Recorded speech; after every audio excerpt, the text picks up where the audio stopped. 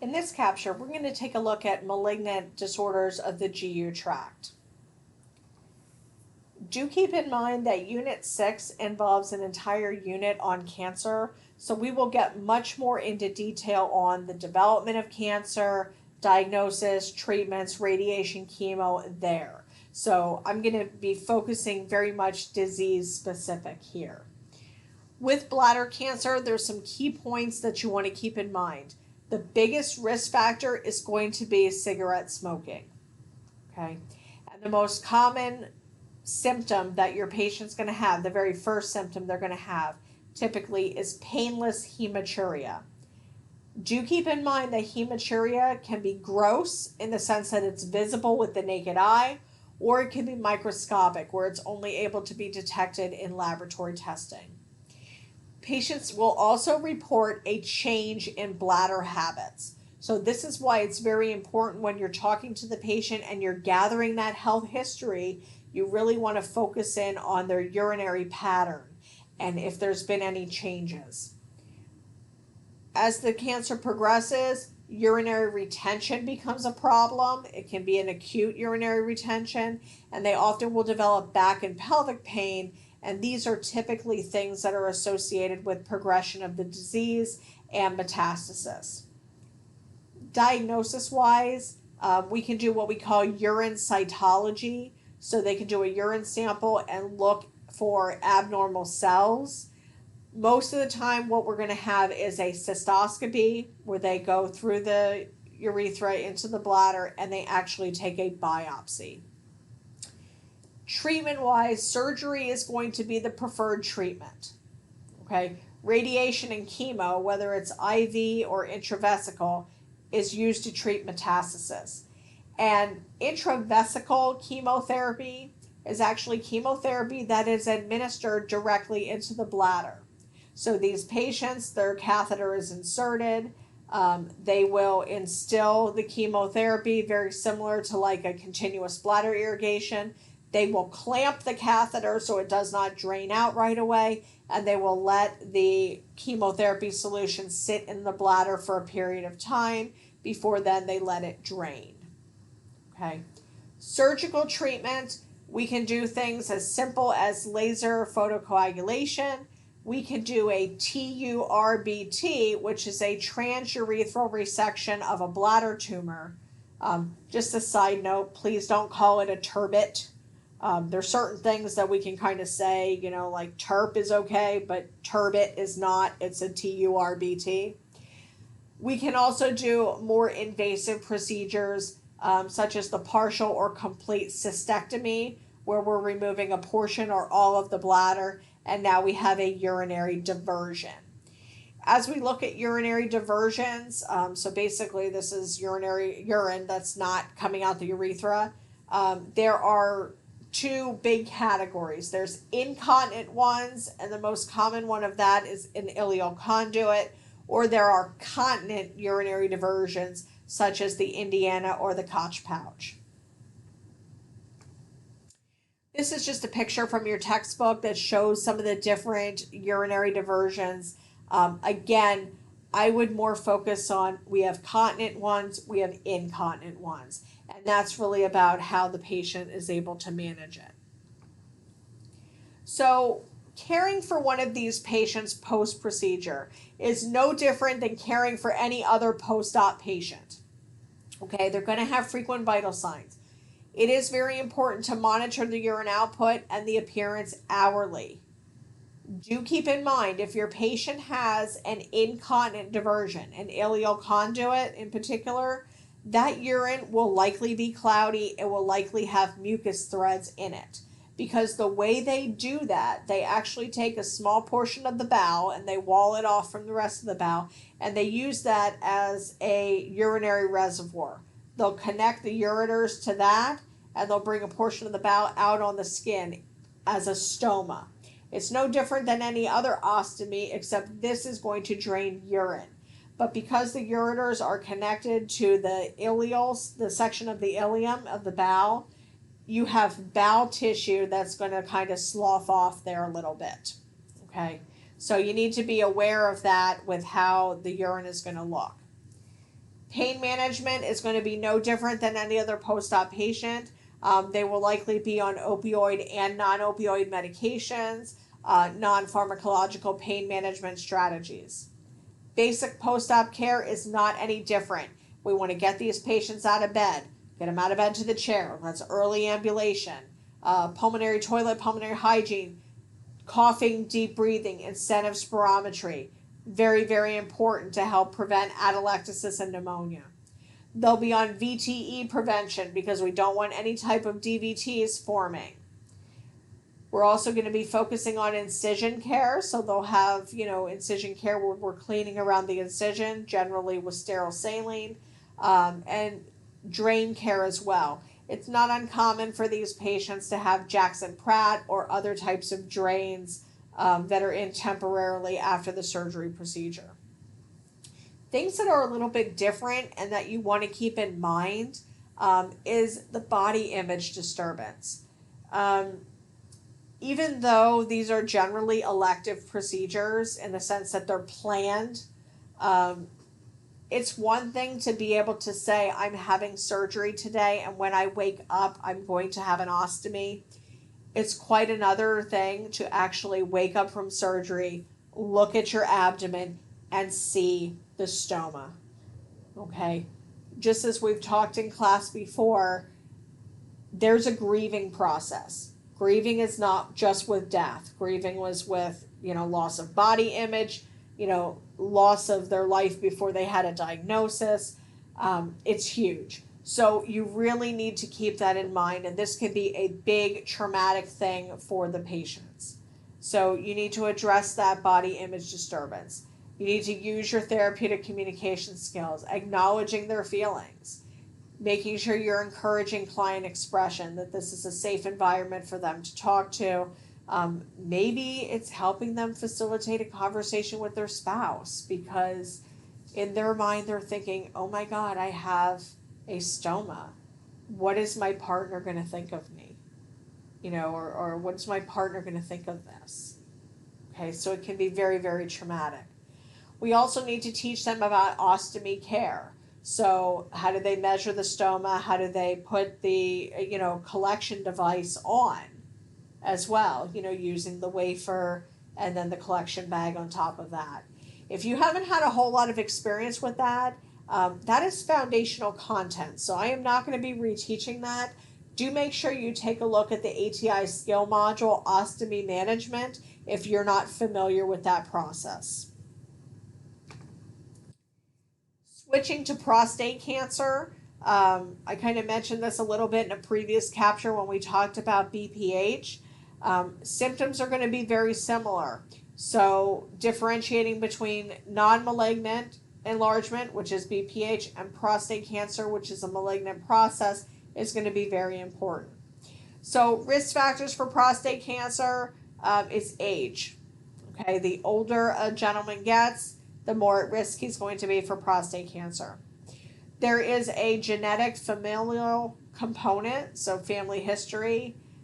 We do tend to see higher rates of prostate cancer in African Americans.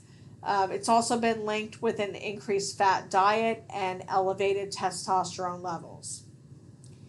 So signs and symptoms in the early stages, it's very few to no symptoms. And the symptoms that they experience are very similar to BPH. In the later stages, where it's really growing and spreading regionally, you can have urinary obstruction and retention, hematuria, and also painful ejaculation. In very advanced stages, this is when we're now looking at metastasis. You're looking at bone pain, weakness, anemia, weight loss. And again, we'll talk about in Unit 6 more about cancer and how cancer spreads. But with prostate cancer, you usually see prostate spreading to the bladder, the regional lymph nodes, to the pelvis, and up the spine, and it can go up to the brain. So because the symptoms are so close to BPH, and then they're kind of nonspecific and things aren't often diagnosed until later, it's very important to take a look at screening exams. Okay, and again, our screening exams are going to be the PSA, the prostate specific antigen, and the DRE, the digital rectal exam, the same as we talked about before with BPH. If those show up abnormal, it doesn't mean for sure they have prostate cancer, but it means something is going on that needs additional evaluation. So the next step is going to be to look at a transrectal ultrasound of the prostate with a biopsy. Okay, so again, anatomically, because of where the prostate is in relation to the bowel wall, that's why they do it transrectally. So they'll use an ultrasound probe and they will actually take multiple biopsy samples from the prostate. If that biopsy would turn up positive, then kind of the next step is to look at CT and MRI to evaluate for metastasis. And treatment is going to depend on, where we are at staging wise. Many prostate cancers are very slow growing and they often take years to metastasize. So we'll use a strategy called active surveillance. It used to be called watchful waiting. And we use this with older adults that may have a lot of other medical problems and are just not good surgical candidates, or maybe not good candidates for chemotherapy or radiation. Because the reality is, many of these people, something else is going to kill them way before the prostate cancer. My grandfather is a great example of this. He was diagnosed with prostate cancer when he was like 80. Okay, by that time, he already had high blood pressure, he had kidney disease, he had had a stroke. He was obviously not a surgical candidate. He probably wouldn't have even made it off the table. So for him, they used active surveillance, and he lived 6-8 years, I think it was, before he ended up dying of kidney failure. And the prostate cancer was not even causing a major problem at that point. With treatment, there are medications that we can use to treat it. Again, prostate cancer is linked with high testosterone, so we'll use medications that actually suppress testosterone, or we will actually use medications that are estrogen to kind of balance that out, up the estrogen, drop off the testosterone. Certainly, if we're doing any type of hormonal therapy like this, they're going to have side effects of that. Suppressing the testosterone, providing estrogen, it is not uncommon for these guys to have hot flashes, like many women going through menopause. So it can be rather uncomfortable. I mentioned before we can do radiation. It could be external or internal. We'll talk more about that in Unit 6.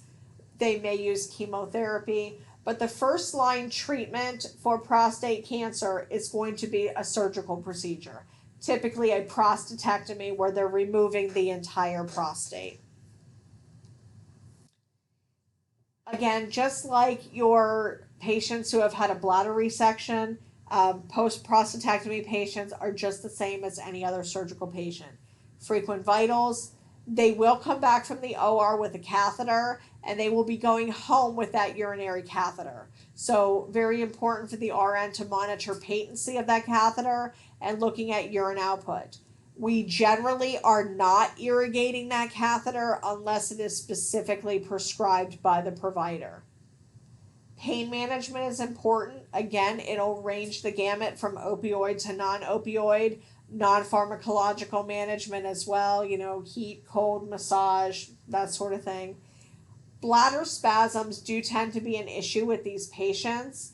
What you need to understand, and this is one of my pet peeves, when a patient has a catheter, if it is draining properly, the urine is flowing out, no problem, they should not have the urge to void. They shouldn't feel like they have to pee. They shouldn't feel like they're full.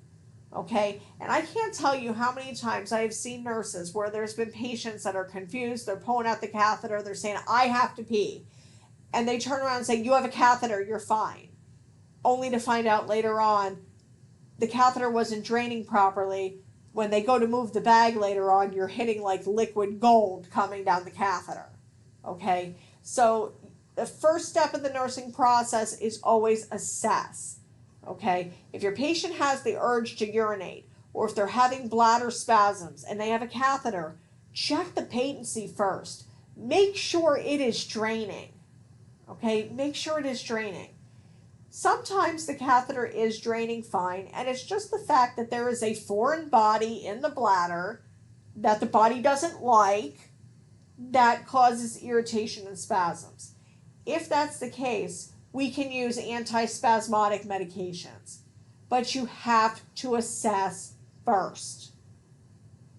Again, these patients are going to have the same basic postoperative care just like any other post-op patient. You want to encourage ambulation, and you want to avoid sitting for prolonged periods of time. Again, that can kind of irritate that surgical site. Preventing constipation is going to be very, very important. We will use stool softeners with these patients. We will use laxatives. However, non-pharmacological management strategies are very important. Increasing soluble and insoluble fiber in the diet, increasing fluid intake, and ambulation are very important in helping to prevent that constipation. Once these patients go home, their catheter is generally in place for about 2 to 3 weeks. So it's very important that we teach them how to monitor their own urine output and color. The other thing we need to teach them is how to switch their catheter from the big overnight Foley bag that you're used to seeing to the leg bag that can actually attach to their thigh and can be worn underneath pants, and is much more portable. It allows them for more mobility. They need to learn how to switch back and forth between those and do it in a clean fashion, that we're not introducing bacteria into the system. They want to avoid any type of straining and heavy lifting, long car trips, usually for at least 6 to 8 weeks to allow for that healing. Again, increasing fluid intake is important. They're often advised to avoid coffee, alcohol, and spicy foods because these can cause urinary irritation. Chocolate as well. At the post-op visit, that's typically when the catheter will be removed, so that's in the urologist's office. It is very common, almost 100%, when they first take that catheter out, that the patient can experience some transient incontinence. Whether or not that incontinence becomes permanent has to do with how they did the surgery. Years ago, we used to cut them open, and in cutting them open, we were cutting nerves in that area, and it caused permanent incontinence. It also caused permanent erectile dysfunction. Nowadays, with some of our new techniques, with the robotic surgeries, a lot of it is nerve sparing, so we're not seeing the long-term effects of that. Transient incontinence, transient erectile dysfunction is pretty common, at least initially post-op, but that does typically improve. Perineal exercises, Kegel exercises, those types of things are important to kind of help regain that.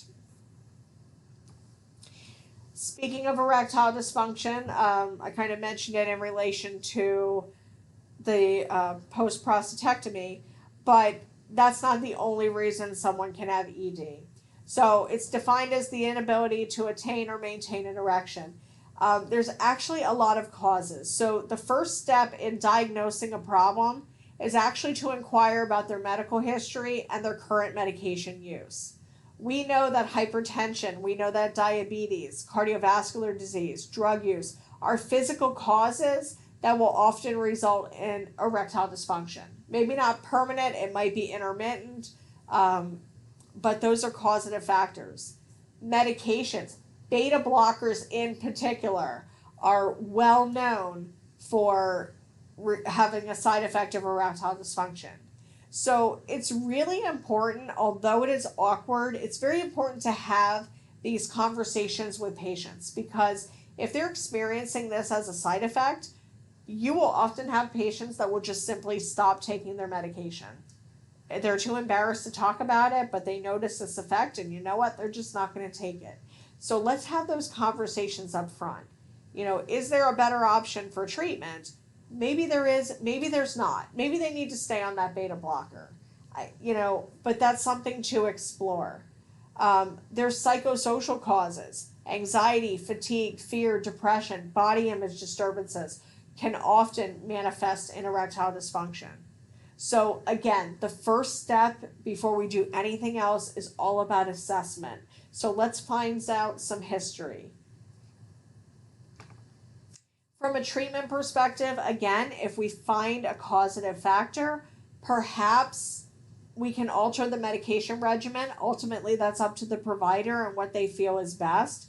But again, if you're choosing between the medication and the patient is just simply not going to take the medication, perhaps an alternate, even if it's not the best results for the original use of that med, you need to look at what's going to work best for the patient. Sometimes it truly is the lesser of two evils. We do have medications, our PDE5 inhibitors, that are used to treat erectile dysfunction. This is your Viagra, Levitra, Cialis. They can be taken PO. There are forms that can be given by injection. There are forms that are urethral suppositories, so they would actually insert it into the urethra.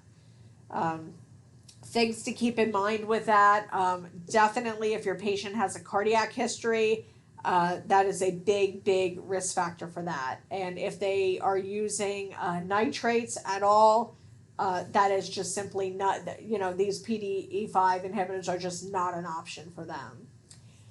Other options, surgically, there are penile implants. Your book talks, a little bit about those. Essentially, it's a surgical procedure. There's usually some sort of internal pump. A lot of times it's put in the scrotum. And as there's stimulation of the scrotum, it's pumping of that, it can actually inflate the pump. Negative pressure devices can also be used. Those are kind of like a suction, a vacuuming type thing. Creates suction, kind of pulls up an erection, and usually a ring is placed at the base of the penis to hold that erection. And then after intercourse or sexual activity, that ring has to be removed to allow, that blood flow to go back into the body. Okay. Your book talks a lot about erectile dysfunction. It kind of gives a nice summary of that. Finally, other male reproductive cancers. We don't see it a whole lot in the U.S., but penile cancer is associated with non-circumcised males, and it is associated with HPV. It often initially manifests as a superficial ulceration or almost like a little pimple, which is actually a nodule. It goes deeper into the tissue. If it is caught early, we can do laser removal, so they're removing the nodule and a layer of tissue that they get clean margins.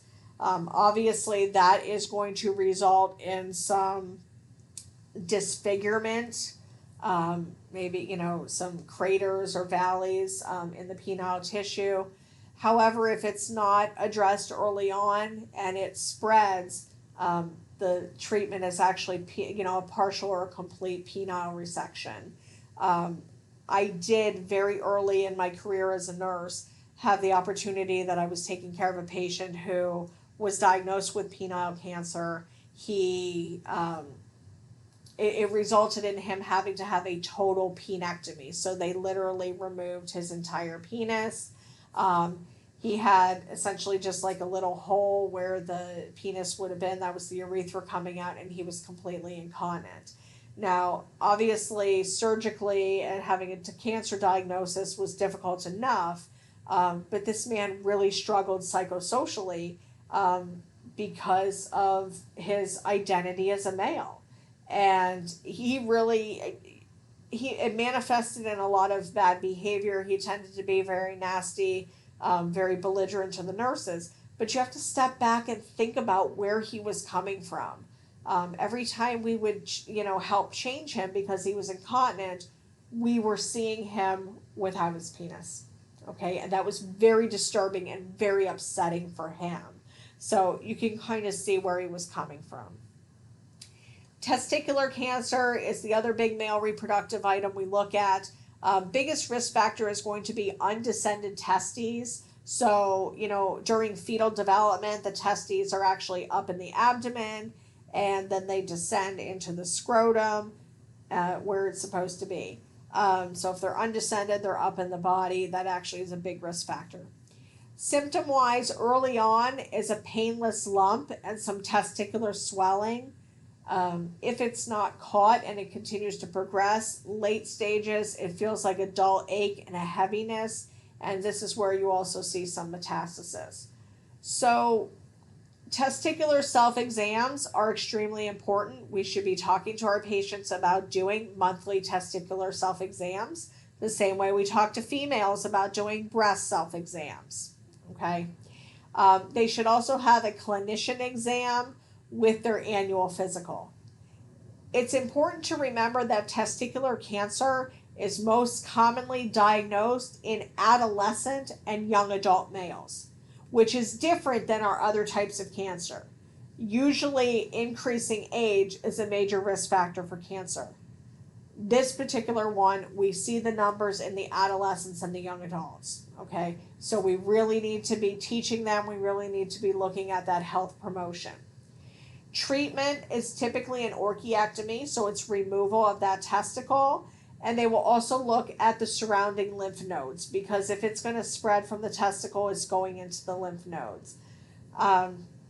They actually do have testicular implants, so when they remove that testicle, they'll put an implant in there, so when you're looking externally at the scrotum or even feeling the scrotum, it feels exactly the same, afterwards. Body image does tend to be an issue with this because obviously, we're dealing with a very sensitive area. Things to consider: sexuality. Initially, right after the surgery, they may have some issues with sexual functioning. And of course, if there is post-surgical treatment with radiation or any type of medication, that can affect sexual function. But once they've recovered from surgery and are off any of those types of treatments, usually sexual function is not a problem. What is an issue is reproduction and reproductive considerations, because this will reduce obviously the amount of sperm that's produced, so it can impact fertility later on in life. If both testicles are to be removed, a lot of times, even in adolescent patients and young adult patients, they are counseled about banking their sperm for possible future use for insemination. Obviously, adolescent males aren't really looking for babies and marriage and everything at that point, but it's something they need to consider because later on that is going to come down the pike.